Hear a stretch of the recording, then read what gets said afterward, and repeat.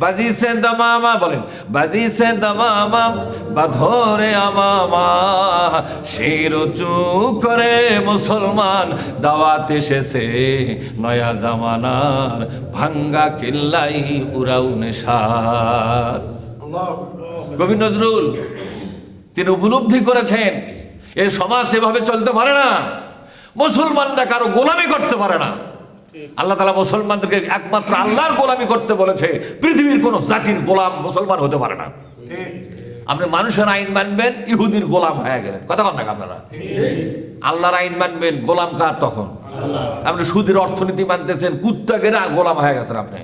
এই দুনিয়ার ইহুদি, খ্রিস্টান, বৌদ্ধ, হিন্দু, চারটা জাতি, করা জাতি দরকার কয়টা? এই চারটা জাতির জ্ঞানী, কিসের জ্ঞানী? এই নষ্ট এবং ভ্রষ্টা দ্বারা এরা বসে থেকে কোরআনের অল্টারনেটিভ তৈরি করেছে। ইকোনমিক্যাল সিস্টেম অ্যান্ড পলিসি, এটা কোরআন থেকে যেটা আছে সেটা বাদ দিয়ে ওরা নিজেরা একটা বানাচ্ছে ইন্টারেস্টিং সিস্টেম। আছে না ইন্টারেস্টিং সিস্টেম? সুদভিত্তিক ইকোনমিক্স, অর্থনীতি ওরা তৈরি করেছে। তাহলে আপনি যখন ওদের অর্থনীতি পালন করতেছেন, মেনে চলছেন, তাহলে আপনি কার গোলাম? ওদের গোলাম। আপনি যখন যারা আইন মানবেন তখন তারই গোলাম, ঠিক না? ঠিক।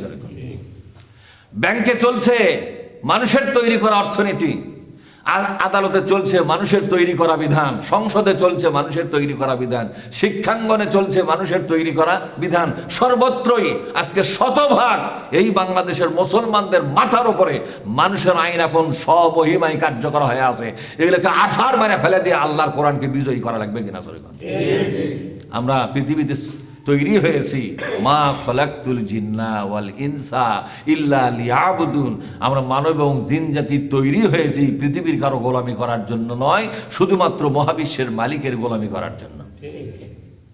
নামাজের সময় নামাজ মানলেন আল্লাহর গোলাম। কয় মিনিট নামাজ পড়েন আপনি? 5 ওয়াক্ত নামাজ খুব বেশি হলে 1 ঘন্টা, অজু মজু করে না 1.5 ঘন্টাই হলো, কথা ঠিক না?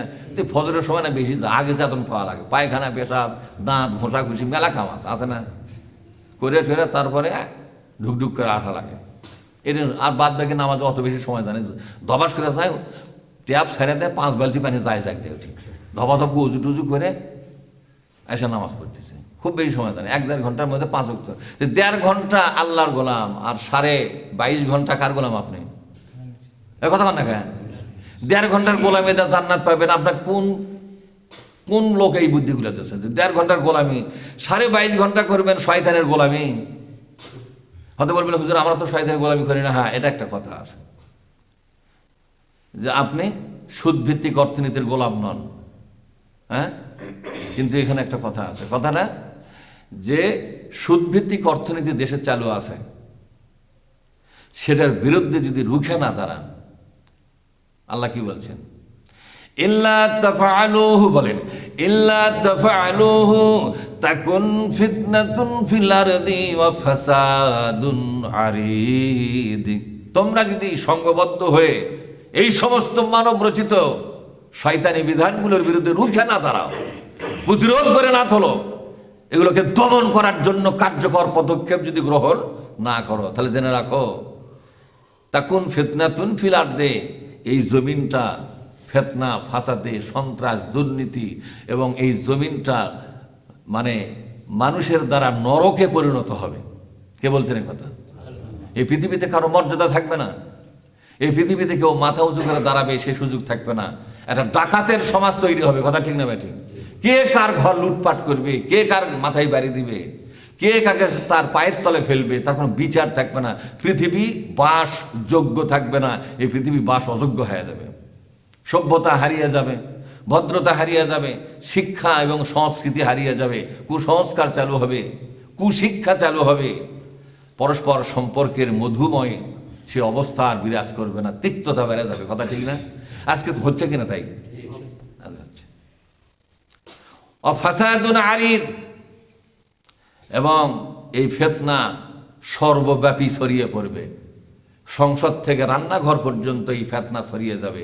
কোনো বাড়ি, কোনো মানুষ ফিতনা বাইরে যেতে পারবে না, সকলেই কোনো না কোনোভাবে এই ফিতনার মধ্যে ডুবে মরবে। এটা হলো অবস্থা। তোমরা যদি রুখে না দাঁড়াও তাহলে এই অবস্থা এখন চলবে। বর্তমানে কি অবস্থা চলছে না চলতেছে না? কোথাও কোনো শান্তি আছে? আপনারা টাকা নিয়ে বাইরে যান, জীবনে ফিরে আসবেন এর গ্যারান্টি নেই আছে? একটা সুন্দরী যুবতী মেয়ে রাস্তা দিয়ে যাবে, আর যৌবন শক্তি আর ইজ্জত আবরু এটা ঠিক থাকবে এর গ্যারান্টি নাই, ঠিক থাকবে না এরই গ্যারান্টি আছে, ঠিক না? বাড়ি জোরে আপনি টাকা পয়সা বাড়িতে রাখবেন, এই বাড়ি রক্ষা করা করিন হবে, যে কোনো দিন হামলা হতে পারে কিনা জোরে। অর্থাৎ কোনো একটা জায়গায় শান্তি নাই, আপনি স্বাধীনভাবে ঘুরে বেড়াবেন, কোথায় সেই শান্তি? মামুনুল হক নিজের বউলে রিসোর্টে গেল, বউ টেনে এসে ধরে করছে যে অন্য মেয়ে এসে আছে। এরকম সরকার ছিল কিনা জোরে? এরকম সরকার ছিল। করছে বইয়ের ইয়েলা বাড়ান লাগবে, কি করে? না না, ওই যে আইডি কার্ড নয়, রেজিস্ট্রি কাগজ। আচ্ছা, আমার মতো বুড়ো আমাকে যদি কয় বইয়ের রেজিস্ট্রেশন করো, দেখাও, আমি তুই বিয়ে রেজিস্ট্রি করিনি, আমার কথা বোঝেননি? তাহলে এই বুড়ি গেলে তো বেড়াতে বিপদ হয়ে গেল। এই সরকার আল্লাহ বিদায় করতে বেঁচে গেছি আমরা। কিন্তু মাঝে মধ্যে বুড়ি আমার সাথে বিভিন্ন অজত যায়, গাড়ি ব্যবহার করি, তো তখন আমি না যাও, তো চ আমি উঠি আবার মহিলা জামাতো গুলো, এই আমার কুলে গীতা না আসতেছে, তারা করছে হুজুর আমরা আস্তে আগে যে না মেলাস মনি মাহফিল বন্ধ আসা লাগবে না, আমরা মহিলা জামাত যাচ্ছি, আপনি ওই জায়গা ব্রেক করবে। ওরা টাইলা যায়, পরে আমি খবরে দেখি আমার সে ওরই খাওয়া ভালো হয়েছে। কি কথাই না, ঠকা ঠকছি আমি, বললেন না? তখন এখন ওই গাড়িতে আটকে যদি এই সরকার, এই শয়তান সরকারটা যদি বলতো এই হুজুর আপনার সাথে এই মহিলাকেরা আমার বউ কাগজ দেন, তখন কাগজ না দেন কুমানগুলোকে খাবি। নিজের বুড়ির কাছে নিজে ঠিক মতো কুমান খায়, বাইল মতো ফুলে ব্যথা লাগবে, কথা ঠিক না? বুড়িটাও হারামো, এইগুলোও খাওয়া লাগবে। শালা কি সরকার আসলো রে, এটা দজ্জাল সরকার, কথা ঠিক না? আল্লাহ বাঁচাছে আমাকে, এই জন্য আল্লাহ সিংহে এক সেনা করছে, আল্লাহ তো থ্যাংক ইউ। আর স্বপ্ন ইদা গলুকে করছে কি করা হয়, আমি আলহামদুলিল্লাহ করছি। আলহামদুলিল্লাহ মানে কি?